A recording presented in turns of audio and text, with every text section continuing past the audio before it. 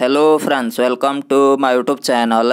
दोस्तों, इस वीडियो के अंदर अभी हम लोग जनरल नॉलेज यानी सामान्य ज्ञान के टॉप 40 क्वेश्चन देखने वाले हैं, जो कि आपके एग्जाम में पूछे जाने की संभावना सबसे अधिक है। तो आप इस वीडियो को बहुत ध्यान से लास्ट तक देखिए। चैनल पर नया तो चैनल को सब्सक्राइब करें, जो पास वाले घंटे का निशान है उसे भी ऑन कर दें, ठीक है। तो चलिए शुरू करते हैं। देखिए, यहाँ पर हमारा पहला क्वेश्चन है, निम्नलिखित में से किस प्रसिद्ध शासक को शिलालेखों का जनक कहा जाता है। तो देखिए, अगर आपको इनमें से किसी भी क्वेश्चन का आंसर पता है तो आप अपना आंसर कमेंट बॉक्स में लगा सकते हैं। तो देखिए, इसका करेक्ट आंसर ऑप्शन सी हो जाएगा, अशोक। देखिए, शिलालेखों का जनक जो है ये कहा जाता है अशोक को, ठीक है। और अशोक जो थे ये मौर्य वंश के शासक थे, ठीक है। अगला क्वेश्चन देखिए, क्वेश्चन नंबर 2 है, निम्नलिखित में से किस वायसराय के शासनकाल में रविन्द्रनाथ टैगोर को 1913 ईस्वी में साहित्य के लिए नोबेल पुरस्कार दिया गया था।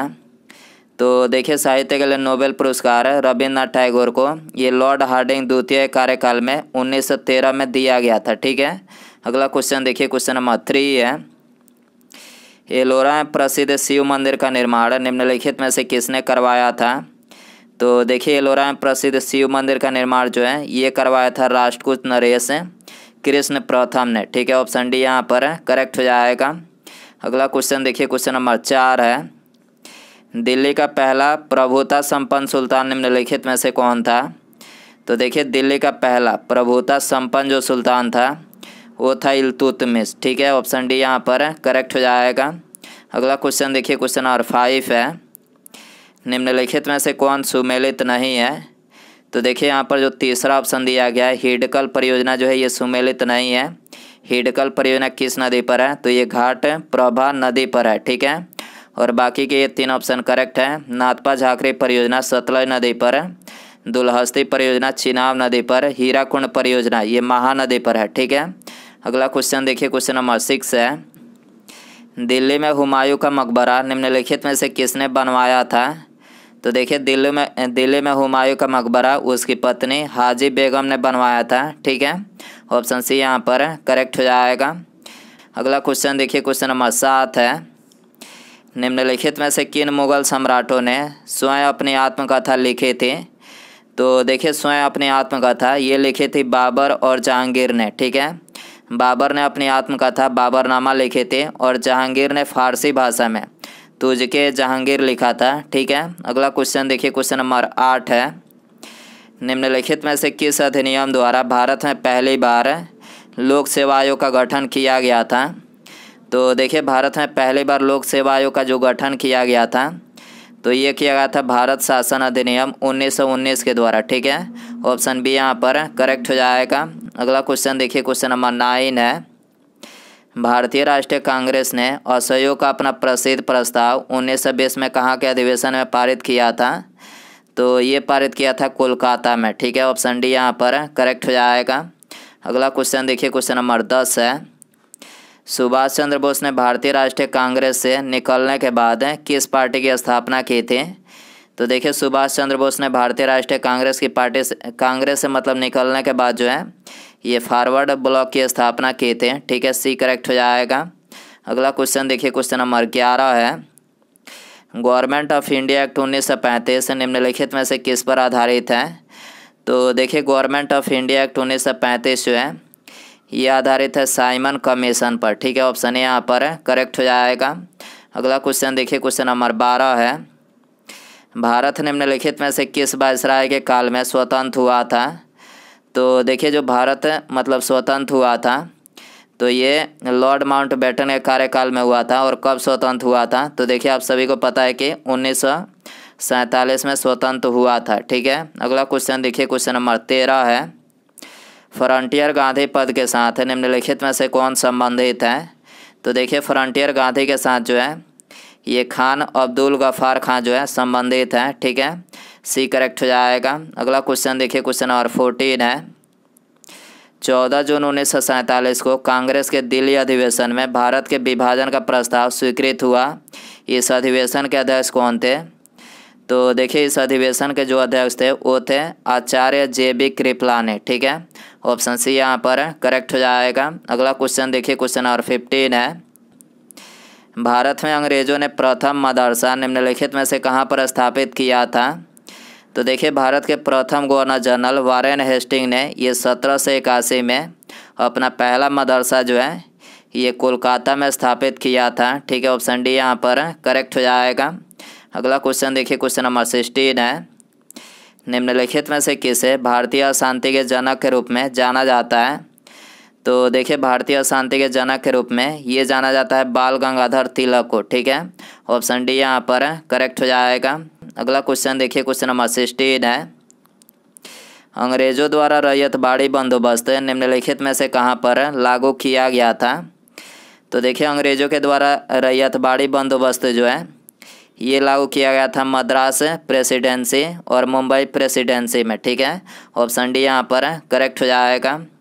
अगला क्वेश्चन देखिए, क्वेश्चन नंबर 18 है, पंचायती राज की अनुशंसा निम्नलिखित में से किसने की थी? तो देखिए पंचायती राज की जो अनुशंसा की थी तो ये की थी बलवंत राय मेहता कमेटी की रिपोर्ट 1957 में। ठीक है, ऑप्शन डी यहाँ पर करेक्ट हो जाएगा। अगला क्वेश्चन देखिए, क्वेश्चन नंबर 19 है, गेहूं में प्रोटीन का प्रतिशत कितना होता है? तो देखिए जो गेहूं में प्रोटीन का प्रतिशत होता है तो ये होता है 12%। ठीक है, ऑप्शन सी यहाँ पर करेक्ट हो जाएगा। अगला क्वेश्चन देखिए, क्वेश्चन नंबर 20 है, वे विषय जिन पर केंद्र एवं राज्य दोनों सरकारें कानून बना सकती है?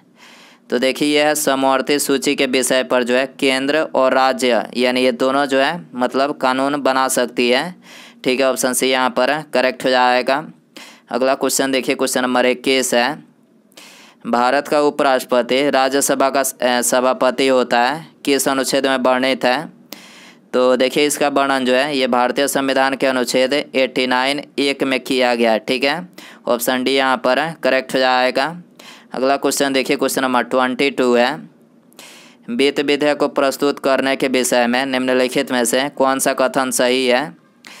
तो देखिए वित्त विधेयक धन विधेयक है या नहीं, इसका निर्णय जो है ये केवल लोकसभा के अध्यक्ष के द्वारा किया जाता है। इसके अलावा वित्त विधेयक केवल ये लोकसभा में प्रस्तुत किया जाता है। ठीक है, तो ऑप्शन डी यहाँ पर करेक्ट हो जाएगा। अगला क्वेश्चन देखिए, क्वेश्चन नंबर 23 है, केंद्र एवं राज्यों के बीच वित्त का बंटवारा किसकी सिफारिश पर होता है? तो देखिए केंद्र और राज्यों के बीच वित्त का जो मतलब बंटवारा होता है तो ये होता है वित्त आयोग के सिफारिश पर। ठीक है, ऑप्शन बी यहाँ पर करेक्ट हो जाएगा। वित्त आयोग के गठन का प्रावधान भारतीय संविधान के किस अनुच्छेद में किया गया है? तो देखिए वित्त आयोग के गठन का जो प्रावधान किया गया है तो ये किया गया है भारतीय संविधान के अनुच्छेद 280 में। ठीक है, अगला क्वेश्चन देखिए, क्वेश्चन नंबर 24 है, लाल रक्त का आकार होता है? तो देखिए लाल रक्त का जो आकार होता है तो ये होता है उभयावतल। ठीक है, ऑप्शन डी यहाँ पर करेक्ट हो जाएगा। अगला क्वेश्चन देखिए, क्वेश्चन नंबर 25 है, राज्य के संचित निधि का संचालन किसके द्वारा किया जाता है? तो देखिए राज्य के संचित निधि का जो संचालन किया जाता है तो ये किया जाता है राज्य के राज्यपाल के द्वारा। ठीक है, ऑप्शन ए यहाँ पर करेक्ट हो जाएगा। अगला क्वेश्चन देखिए, क्वेश्चन नंबर 26 है, मूल अधिकारों की सूची में से संपत्ति का अधिकार किस संविधान संशोधन के द्वारा निकाला गया है? तो देखिए मूल अधिकारों की सूची में से संपत्ति का अधिकार जो है ये भारतीय संविधान के 44वें संशोधन के द्वारा निकाला गया है। और किसके कार्यकाल में निकाला गया था? तो ये मोरारजी देसाई के कार्यकाल में निकाला गया था। ठीक है, अगला क्वेश्चन देखिए, क्वेश्चन नंबर 27 है, निम्नलिखित में से किस राज्य की तट रेखा सर्वाधिक लंबी है?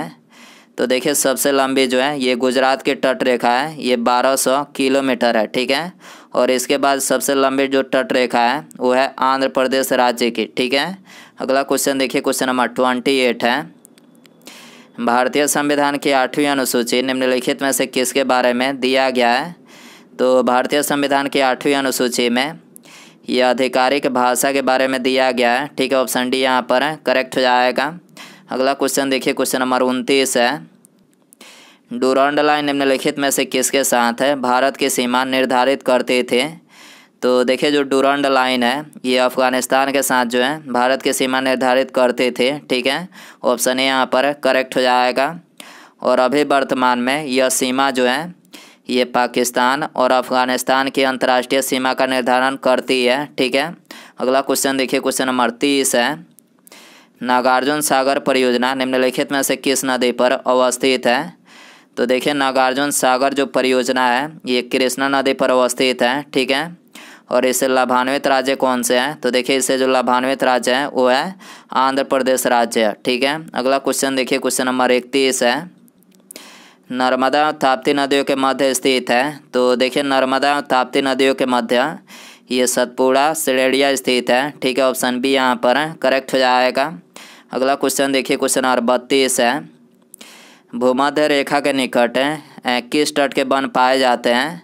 तो देखिए भूमध्य रेखा के निकट जो है ये उष्ण कटिबंधीय वन पाए जाते हैं, ठीक है। ऑप्शन डी यहाँ पर करेक्ट हो जाएगा। अगला क्वेश्चन देखिए, क्वेश्चन नंबर 33 है, पृथ्वी की जुड़वा बहन के नाम से किस ग्रह को जाना जाता है? तो देखिए पृथ्वी की जुड़वा बहन के नाम से ये जाना जाता है शुक्र ग्रह को, ठीक है। ऑप्शन बी यहाँ पर करेक्ट हो जाएगा। अगला क्वेश्चन देखिए, क्वेश्चन नंबर 34 है, संयुक्त राज्य अमेरिका में निम्नलिखित में से किस क्षेत्र को टॉर्नेडो एली कहा जाता है? तो देखिए टॉर्नेडो एली जो है ये कहा जाता है मिसिसिपी मैदान को, ठीक है। ऑप्शन सी यहाँ पर करेक्ट हो जाएगा। अगला क्वेश्चन देखिए, क्वेश्चन नंबर 35 है, अफ्रीका की कौन सी नदी मकर रेखा को 2 बार काटती है? तो देखिए मकर रेखा को 2 बार ये काटती है लिम्पोपो नदी, ठीक है। ऑप्शन बी यहाँ पर करेक्ट हो जाएगा। अगला क्वेश्चन देखिए, क्वेश्चन नंबर 36 है, निम्नलिखित में से कौन सा देश जनसंख्या के आधार पर विश्व का सबसे बड़ा इस्लामिक राष्ट्र है? तो देखिए जनसंख्या के आधार पर विश्व का सबसे बड़ा जो इस्लामिक राष्ट्र है वो है इंडोनेशिया, ठीक है। ऑप्शन सी यहाँ पर करेक्ट हो जाएगा। अगला क्वेश्चन देखिए, क्वेश्चन नंबर 37 है, गंगा डेल्टा के मैंग्रोव वनों को निम्नलिखित में से क्या कहा जाता है? तो देखिए गंगा डेल्टा के मैंग्रोव वनों को ये कहा जाता है सुंदरबन, ठीक है। और यह भारत और बांग्लादेश में स्थित है विश्व का सबसे बड़ा नदी डेल्टा है, ठीक है। अगला क्वेश्चन देखिए, क्वेश्चन नंबर 38 है, निम्नलिखित में से किसको भारत में नकदी फसल कहा जाता है? तो देखिए भारत में नकदी फसल जो है ये कहा जाता है प्याज को, ठीक है। ऑप्शन सी यहाँ पर करेक्ट हो जाएगा। अगला क्वेश्चन देखिए, क्वेश्चन नंबर 39 है, भारत में कृषि को दुष्प्रभावित करने वाला मौसम का सबसे महत्वपूर्ण तत्व निम्नलिखित में से कौन सा है? तो देखिए भारत में कृषि को दुष्प्रभावित करने वाला मौसम का जो सबसे महत्वपूर्ण तत्व है वो है तत्व वर्षा, जिसे वृष्टि भी कहा जाता है, ठीक है। ऑप्शन डी यहाँ पर करेक्ट हो जाएगा। उसके बाद यहाँ पर हमारा अगला क्वेश्चन है, लखनऊ समझौता में महत्वपूर्ण भूमिका किसने निभाई थी? तो देखिए यहाँ पर आपको 4 ऑप्शन दिया गया है। ऑप्शन ए मोतीलाल नेहरू, लाला लाजपत राय, महात्मा गांधी और बाल गंगाधर तिलक। तो दोस्तों आप इसका आंसर जो है कमेंट बॉक्स में ज़रूर बताएं। चैनल पर नया है तो चैनल को सब्सक्राइब कर जो पास वाले घंटी का निशान है इसे भी ऑन कर दें, ठीक है। मिलते हैं अगले वीडियो में। Thanks for watching.